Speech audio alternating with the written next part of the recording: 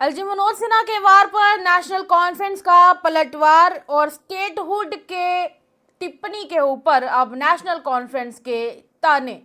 नमस्कार, अभिनंदन, आभार। आप लोग देख रहे हैं द प्राइम टाइम शो और मैं हूं साक्षी सहनी। प्राइम टाइम शो में आज हम बात करने वाले हैं स्टेटहुड को लेकर। जम्मू कश्मीर में जो रियासत अभी दर्जा चाहिए, वैसे तो रियासत अभी है नहीं, पर रियासत का दर्जा चाहिए और उसको लेकर जो युद्ध चल रहा है, जम्मू कश्मीर नेशनल कॉन्फ्रेंस और दूसरी तरफ खड़े हुए भारतीय जनता पार्टी सेंट्रल की तरफ से लेफ्टिनेंट गवर्नर मनोज सिन्हा।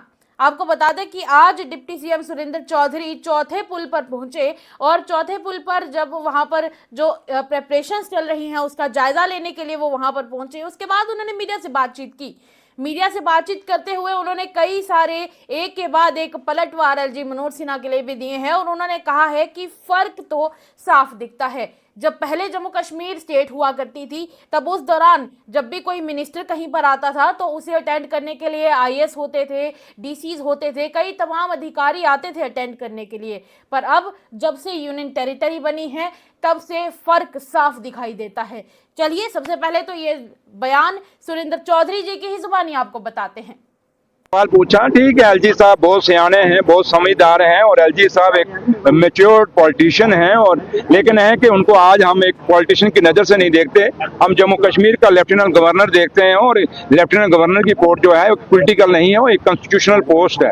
और एलजी साहब से तो ठीक है उन्होंने जो कहा, लेकिन मैं आपको एक छोटी सी एग्जांपल देता हूं। आपके सामने इस दरिया के ऊपर deputy chief minister Jammu Kashmir का खड़ा है।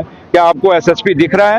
क्या आपको डीसी दिख रहा है? क्या आपको सीनियर ऑफिसर दिख रहे हैं? वरना इस 2019 से पहले जब ये स्टेट हुआ करता था तो जब एक डिप्टी चीफ मिनिस्टर, इवन के एक मिनिस्टर भी आता था कैबिनेट, तो पूरी एडमिनिस्ट्रेशन हिलती थी। तो आपको क्या लगता है यहाँ पे कोई दिख रहा है आपको आगे पीछे? तो एलजी साहब को पूछ लीजिए कि अगर एक डिप्टी चीफ मिनिस्टर के जब एक आईएएस अफसर, एक आईपीएस अफसर हमें यहाँ मिलने नहीं आएगा, देखने नहीं आएगा, या डीसी का दफ्तर कितनी दूर है यहाँ से? एक डीसी क्या डिप्टी कमिश्नर यहाँ नहीं आ सकता? क्या यहाँ पे एक एसएसपी नहीं आ सकता है? क्या डीआईजी आईजी नहीं आ सकते कि डिप्टी चीफ मिनिस्टर इस पुल पे आ रहा है? क्या मेरा प्रोग्राम वहां से नहीं आया? अगर आप लोग सब आए हैं, अगर आपको पता लगा आप सब आए हैं, तो क्या उनका फर्ज नहीं पड़ता? यहीं से आप अंदाजा लगा लें, अगर एलजी साहब आए होते तो क्या ये सड़कें जाम हो गई होती? यहाँ पूरी के पूरे डीजी तक यहाँ लाइन में खड़े हो जाते, चीफ सेक्रेटरी तक यहाँ खड़े हो जाते। क्या ये फर्क आपको नजर नहीं आ रहा? इसलिए मैं आप लोगों से, खासकर जम्मू के पत्रकारों से मैं आपसे निवेदन करूंगा कि आप लोग ये फर्क देखिए कि आज की सरकार, आज का डिप्टी चीफ। तो आपने सुना कि किस प्रकार यहाँ पर डिप्टी चीफ मिनिस्टर ने अपनी राय रखी है और कहीं ना कहीं उनका ये भी कहना है कि फर्क तो साफ नजर आता है। पर दूसरी तरफ जिस टिप्पणी के बारे में यहाँ पर बात हो रही है जो एलजी साहब के द्वारा की गई थी, आपको एक बार वो भी दिखाते हैं, बताते हैं कि दरअसल लेफ्टिनेंट गवर्नर मनोज सिन्हा ने जिसमें साफ तौर पर यह कहा था कि अगर आपको काम करना है तो उसके लिए स्टेटहुड का बहाना नहीं चलेगा। आप बार बार ये बहाना नहीं लगा सकते हैं कि जम्मू कश्मीर में स्टेटहुड नहीं है इसलिए हमारे पास पूरी पावर्स नहीं है। तो ये बहानेबाजी करने से अच्छा काम करने पर ध्यान दिया जाए। ये बहाना नहीं चल सकता है कि स्टेटहुड मिलेगा तभी काम होगा। उसके अलावा भी सारे अधिकार सरकार के पास हैं और मैं इसलिए आज जोर दे करके कहना चाहता हूं कि लोगों को बेवकूफ़ बनाने का काम बंद करना चाहिए और अपने अधिकारों का प्रयोग करके जम्मू कश्मीर के नागरिकों की भलाई के लिए काम करना चाहिए।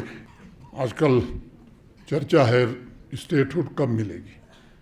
कई अवसरों पर मैं बोला हूं, आज इसे दोहराना चाहता हूं।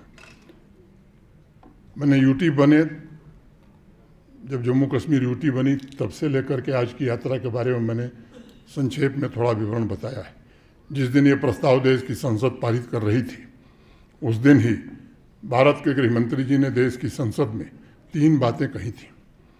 पहली बात कहा था डिलिमिटेशन फर्स्ट, दूसरी बात कही थी असेंबली इलेक्शन सेकेंड, और तीसरी बात कही थी स्टेटहुड एट अप्रोप्रिएट टाइम। लेकिन कुछ लोगों को ज़्यादा तकलीफ है। मैं जानता हूं कि जब चुनाव विधानसभा के हुए तो सबको स्थिति बड़ी स्पष्ट थी कि चुनाव संघ राज्य क्षेत्र की विधानसभा के हो रहे हैं। ये बहाना नहीं चल सकता है कि स्टेटहुड मिलेगा तभी काम होगा। उसके अलावा भी सारे अधिकार सरकार के पास हैं और मैं इसलिए आज जोर दे करके कहना चाहता हूं कि ये लोगों को बेवकूफ़ बनाने का काम बंद करना चाहिए और अपने अधिकारों का प्रयोग करके जम्मू कश्मीर के नागरिकों की भलाई के लिए काम करना चाहिए। इतनी ही बात कहता हुआ मैं आप सबके प्रति हृदय से धन्यवाद देता हुआ अपनी बात पूरी करता हूँ। धन्यवाद। और एलजी मनोज सिन्हा का जब ये बयान आया तब उसके ठीक बाद जब फारूक अब्दुल्ला साहब से बात की गई, डॉक्टर फारूक अब्दुल्ला से, जो कि जम्मू कश्मीर के पहले वजीर आला भी रह चुके हैं, उनसे जब इस बारे में बातचीत की गई तब उन्होंने जवाब दिया कि एलजी मनोज सिन्हा झूठ बोलते हैं। अगर ऐसा है तो फिर वो कई सारी फाइल्स जो उनके पास पड़ी हुई हैं वो उन्हें क्यों नहीं छोड़ देते। उन्हें कभी सच नहीं बोला है।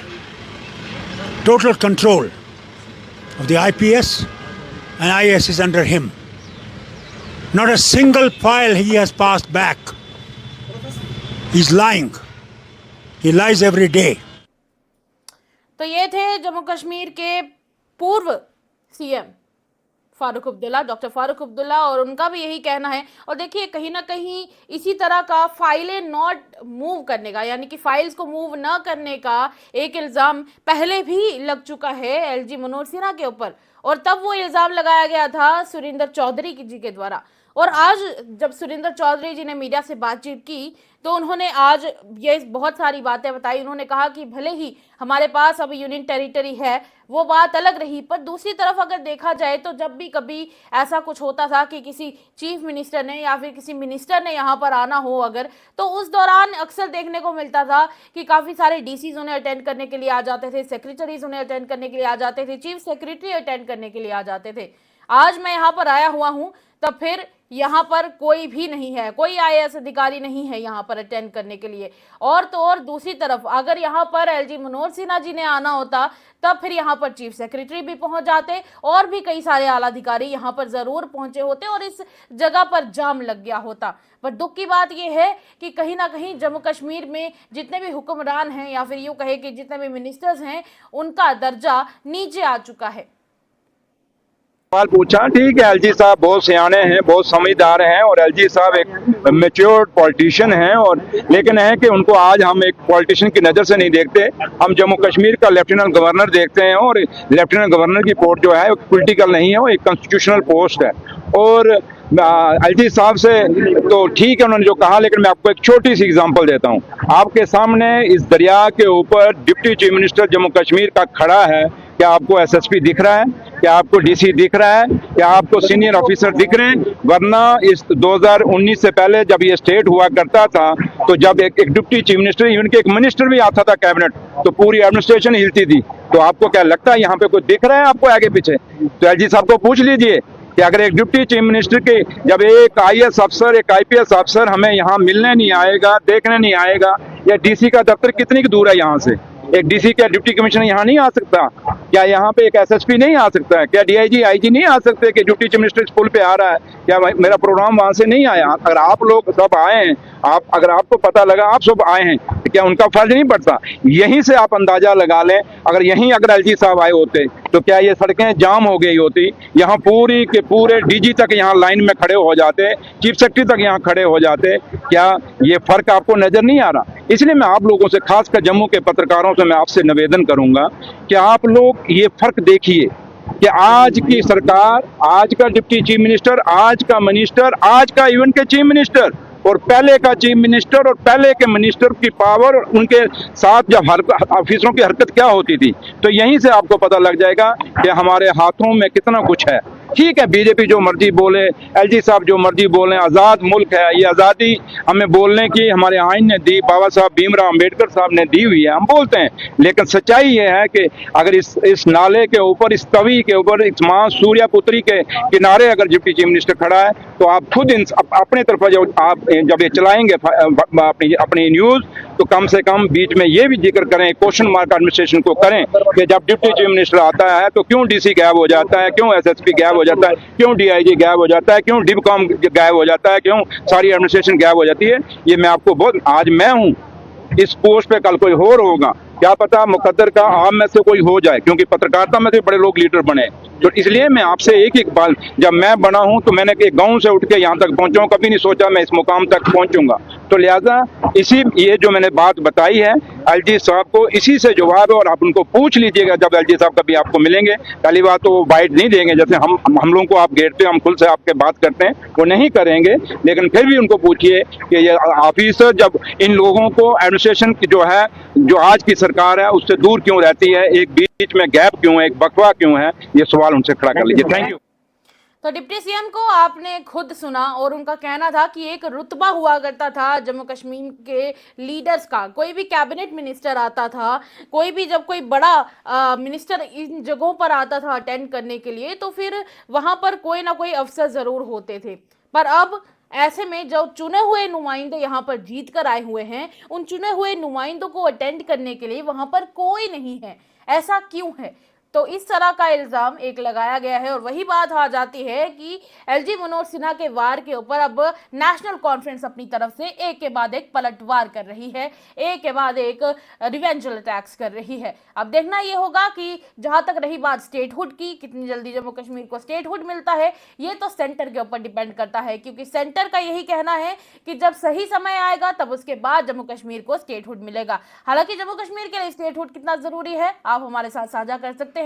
अगर आप हमसे कोई बातचीत करना चाहते हैं, चैनल के बॉक्स में आप हमारे साथ डीएम करके भी अपनी समस्या के बारे में जरूर बता सकते हैं। तब तक के लिए इतना ही, देखते रहिए द प्राइम टाइम शो। आज के एपिसोड में इतना ही, इजाजत दीजिए।